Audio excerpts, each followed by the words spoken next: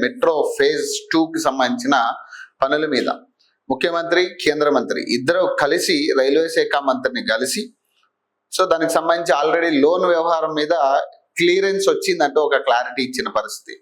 Phase 2కు సంబంధించిన పనుల మీద ఇంకా క్లారిటీ రావాల్సి ఉంది. సో గతం ఏదైతే 18,000 కోట్లకి మెట్రో సంస్థను కొన్నారో ఎల్ఎన్టీ నుంచి, సో ఆ 18,000 కోట్లకు సంబంధించిన లోన్ వ్యవహారం క్లియర్ అయిందని చెప్పి ఒక ప్రెస్ మీట్ ద్వారా మన ముఖ్యమంత్రి గారే చెప్పడం జరిగింది మీడియా ముఖంగా.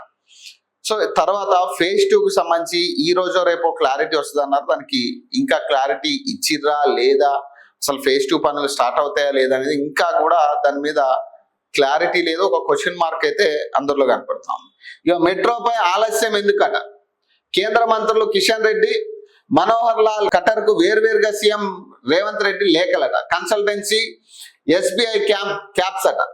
నియామకంలో జాప్యంపై ఆందోళన. ఫేజ్ 1 టేక్ ఓవర్, ఫేజ్ 2 విస్తరణపై వెంటనే నిర్ణయాలు తీసుకోవాలని విజ్ఞప్తి అట. కిషన్ రెడ్డి మెట్రోపై వ్యక్తిగతంగా జోక్యం చేసుకోండి, ఫేజ్ 2కు వెంటనే ఆమోదం ఇచ్చేందుకు సహకరించండి, ఆలస్యం అయితే 1,000 కోట్ల అదనపు భారం పడే ప్రమాదమని ఆందోళన. టర్మ్స్ ఆఫ్ రెఫరెన్స్ త్వరగా ఖరారు చేసి రాష్ట్ర ప్రభుత్వానికి పంపాలని రిక్వెస్ట్ అట. ఇప్పటికే నోడల్ ఆఫీసర్ గా మున్సిపల్ శాఖ స్పెషల్ సిఎస్ ను నియమించినట్టు వెల్లడించారట. రాష్ట్ర భవిష్యత్ అభివృద్ధికి హైదరాబాద్ మెట్రో అత్యంత కీలకమైనదని, ఈ ప్రాజెక్టుకు ఇకపై మరింత ఆలస్యం కాకుండా చూడాలని కేంద్ర ప్రభుత్వాన్ని సీఎం రేవంత్ రెడ్డి కోరారట. కేంద్ర మంత్రులతో భేటీ అయి 2 వారాలు అవుతున్న మెట్రోపై తీసుకున్న నిర్ణయాలు ఏవి ముందుకు సాగకపోవడంపై ఆందోళన వ్యక్తం చేశారట. ప్రాజెక్టు ఆలస్యం అయితే 1,000 కోట్ల అదనపు భారం పడే ప్రమాదం ఉందని, ఈ విషయంలో కేంద్ర మంత్రి కిషన్ రెడ్డి వ్యక్తిగతంగా జోక్యం చేసుకోవాలని కోరారట. పెండింగ్ అంశాలపై ప్రత్యేక చొరవ చూపాలని విజ్ఞప్తి చేస్తూ కిషన్ రెడ్డితో పాటు కేంద్ర పట్టణాభివృద్ధి శాఖ మంత్రి మనోహర్ లాల్ ఖట్టర్ కు సీఎం రేవంత్ రెడ్డి ఆదివారం వేర్వేరుగా లేఖలు రాశారట. జూన్ లో జరిగిన సమావేశంలో నిర్ణయం తీసుకున్నప్పటికీ ఇప్పటి వరకు ఎస్బీఐ క్యాప్స్ ను అధికారికంగా నియమించలేదని తెలిపారు. టర్మ్స్ ఆఫ్ రిఫరెన్స్ ను కూడా ఇంకా రాష్ట్ర ప్రభుత్వానికి పంపలేదని, దీంతో మెట్రో ఫేజ్ 1 బదిలీ ప్రక్రియ పూర్తిగా నిలిచిపోయిందన్నారట. దీనివల్ల మెట్రో రోజువారీ నిర్వహణలో కూడా అనేక ఇబ్బందులు ఎదురవుతున్నాయని తెలిపారట. సో మీరే అన్నారు కిషన్ రెడ్డి వల్లే ఇది ఆగుతుంది అని.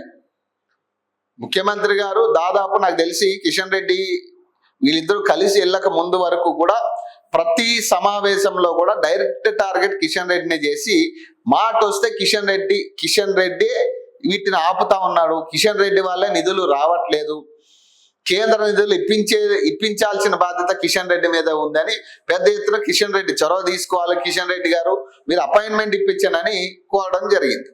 సరే, ముఖ్యమంత్రిగా ఆయనకి మరి అపాయింట్మెంట్ ఇవ్వకపోవడం అనేది ఎంతవరకు కరెక్ట్ అనే దాని మీద కూడా గతంలో మనం మాట్లాడాం. ఒక ముఖ్యమంత్రి ప్రోటోకాల్ ప్రకారం ఖచ్చితంగా కేంద్ర మంత్రులు ముఖ్యమంత్రి గారికి అపాయింట్మెంట్ ఇవ్వాల్సిన అవసరం ఉంది.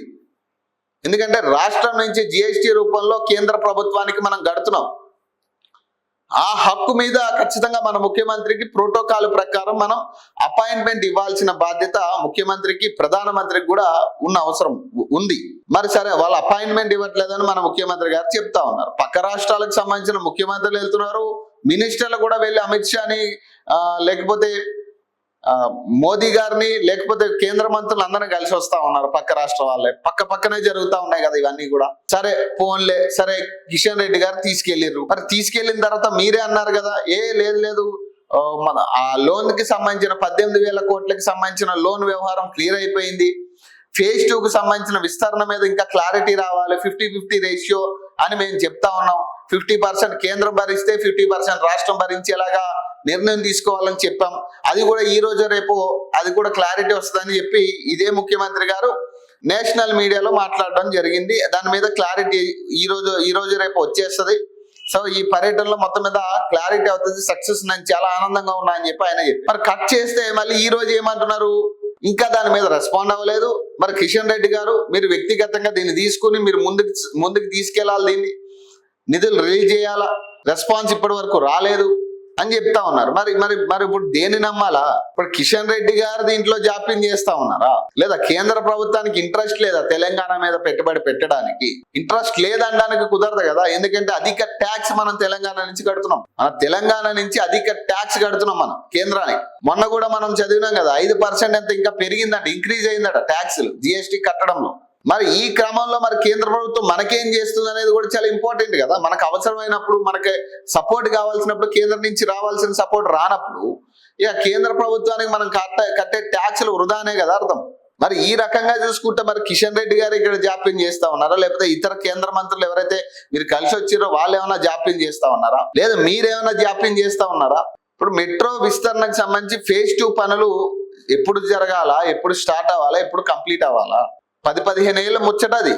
ఇప్పుడు స్టార్ట్ అయితే 10-15 ఏళ్ళు ఈజీగా పట్టే, ఈ రోజు అంటే ఈ రోజుకి అయిపోయే పరిస్థితి లేదు. phase 2 పనులు ఇప్పుడు స్టార్ట్ అయితే 10 ఏళ్ళు పట్టొచ్చు, లేదు ఇంకా నత్తనడక నడిస్తే 15 ఏళ్ళు పట్టొచ్చు. అండ్ ఇది రిలీజ్ కావాలా, వీళ్ళు స్టార్ట్ చేయాలా, అది కంటిన్యూ చేయాలా, ఎందుకంటే ఇప్పుడు ప్రభుత్వ హ్యాండ్ ఓవర్ లో ఉంది అది. కాబట్టి ఇవన్నీ కూడా క్లియర్ గా కనపడుతుంది ఏంటంటే వీళ్ళు వాళ్ళు ఒక మాట చెప్తే వీళ్ళు ఒక మాట చెప్తున్నారు తప్పితే ఇది కాని పరిస్థితులు కనపడతా ఉన్నాయి. వీళ్ళేమో కేంద్రం మీద, కేంద్రమేమో వీళ్ళ మీద ఈ నిందలు వేసుకోవడానికి తప్పితే ఏమి లేదు. చివరికి ఎవరు కొనమన్నారు అనే కాడికి కూడా మాట్లాడతారు వీళ్ళు. ఎవరు హ్యాండ్ ఓవర్ చేసుకోమన్నారు గవర్నమెంట్ ని, నేను చెప్పామనే కాడికి కూడా మాట్లాడే పరిస్థితి ఉంటుంది కేంద్ర ప్రభుత్వం.